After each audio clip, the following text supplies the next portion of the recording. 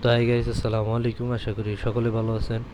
তো আজকে অনেকদিন পর আরেকটা নতুন ব্লগে সবাইকে স্বাগতম। আজকে বেরোইছি সাভারের উদ্দেশ্যে আমাদের ছাত্রের নিয়ে ওর যেই নষ্ট রক্তগুলো একজনের দেওয়ার জন্য। আমার ফ্রেন্ডের নানু অনেক অসুস্থ, ওনার ক্রিটিক্যাল অবস্থা। তো ওনার ব্লাড প্রয়োজন ইমার্জেন্সি। তো আমাদের ছাত্রীর সাথে ব্লাড ম্যাচ হয়েছে। এখন কি করার, ব্লাড পাইতেছি না, আর ব্লাডের সাথে ম্যাচ হইতেছে না। তো এখন ওর নষ্ট রক্ত নিয়ে আপাতত দিতে হইব, কিছু করার নাই।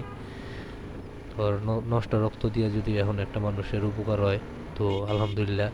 নষ্ট রক্ত, আমি চিন্তায় আছি ও যে পরিমাণ নষ্ট, আর নষ্ট রক্ত দিলে এই বয়সে মানুষটা নষ্ট হয়ে যাবো গা।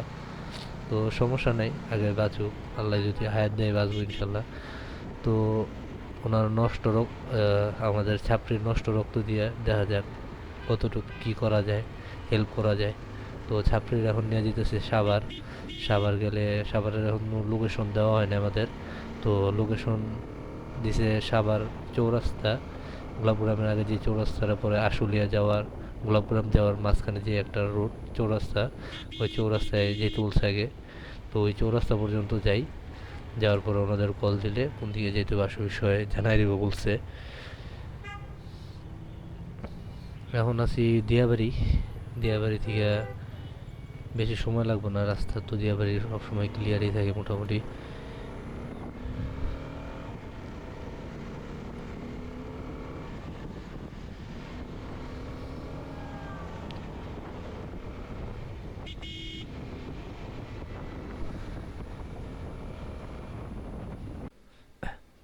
তো ছাপড়ির নষ্ট ব্লাড দেওয়া শেষ, ওই যে ছাপড়িয়ে বয়ে বয়ে ডাব খাইতেছে। এই নষ্ট ব্লাড দিয়ে আবার বয়ে বয়ে ডাব খাইতেছে। তো এখন আছি কলমাকান্দার দিকে। আমার ব্যাটারি তাড়াতাড়ি করে বেরোইতে গিয়ে একটা ব্যাটারি নিয়ে আসি নাই, আর একটা ব্যাটারি চার্জ শেষ। যারা অ্যাকশন ক্যামেরা ইউজ করে তারা জানে এটা এত ভালো ব্যাকআপ পাওয়া যায় না। তো সেই জায়গায় পাওয়ার ব্যাংক সাথে ছিল, পাওয়ার ব্যাংকে চার্জ দিলাম, চার্জ দিয়ে এখন আবার ভিডিও করতেছি। তো এই জায়গা থেকে কলমাকান্দা থেকে একটু দূরেই আছি, রাস্তা আমার এরকমভাবে চিনা নাই। তো এখন যেমন কলমাকান্দা থেকে সাভার এক রুট। তো ওদিক দিয়ে ডাইরেক্ট সোজা বের হয়ে যাবো। পুরা রাস্তা জ্যাম লাগাই দিছে এই জায়গাটায়, মারাত্মক লেভেলের রুগী দিয়ে ভরা ভাই। আসার পরে থেকে রুগী টুগী দেখতে দেখতে দেখতে দেখতে অবস্থা খারাপ। দীর্ঘ 20 মিনিট পর অবশেষে জ্যাম থেকে ছাড়া পাইছি। তাও এখনো হালকা পাতলা জ্যাম আছে পুরো রাস্তার ভিতরেই মোটামুটি। আমাদের তেসলা মামুরা আমাদের ছাড়তে যায় না, কি করবো, কিছু করার নেই। আমাদের এত পরিমাণ ভালোবাসে যে মামা তোমরা যেতে পারতা না, আঙ্গলকে থাও রাস্তায়, এত গিয়ে কি করবো বাসায়, আঙ্গলকে একটু সময় দাও। এর লেগে আঙ্গ তেসলা মামুরা আঙ্গুর একটু আটকায় রাখে। কিচ্ছু করার নাই, সমস্যা নেই গিয়া, চিল। তো এই যে সামনের রাস্তাগুলো ক্লিয়ার, কিন্তু ওনার আঙ্গুলে ছাড়বো না, এত পরিমাণ ভালোবাসে, কি করার। ওনার আঙ্গুলে ভালোবাসা, আঙ্গু ভালোবাসা দেওয়া দরকার। আমরাও দাঁড়ায় আছিলাম প্রায় 20 মিনিটের মতন নগলগে, কিচ্ছু করার নাই। আপনি কিছু কইবেন, আপনি মানুষের কাছে দোষী হয়ে যাবেন কিচ্ছু।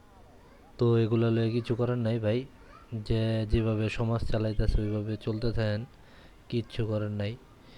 যেমনে চলতেছে এমনি চলেন। 10টা মানুষ যদি চলতে পারে তাহলে আমাকেও সমস্যা কি, আমরাও চলবো, সমস্যা নাই। সবাই বাস খাইবে পারলে আঙ্গো তো মাঝে মধ্যে একটু একটু দায়িত্ব আছে যে আমরাও একটু বাস খাবো, সমস্যা নাই, চলো। এই যে আবার জ্যাম শুরু ভাই। এই জ্যামের ভিতরে চালাইতে প্রচুর পরিমাণ পেন হইতেছে। তো আজকে এই জায়গায় আল্লাহ হাফেজ। তো নেক্সট টাইম অন্য কোনো ভিডিওতে দেখা হবে। সালাম আলাইকুম।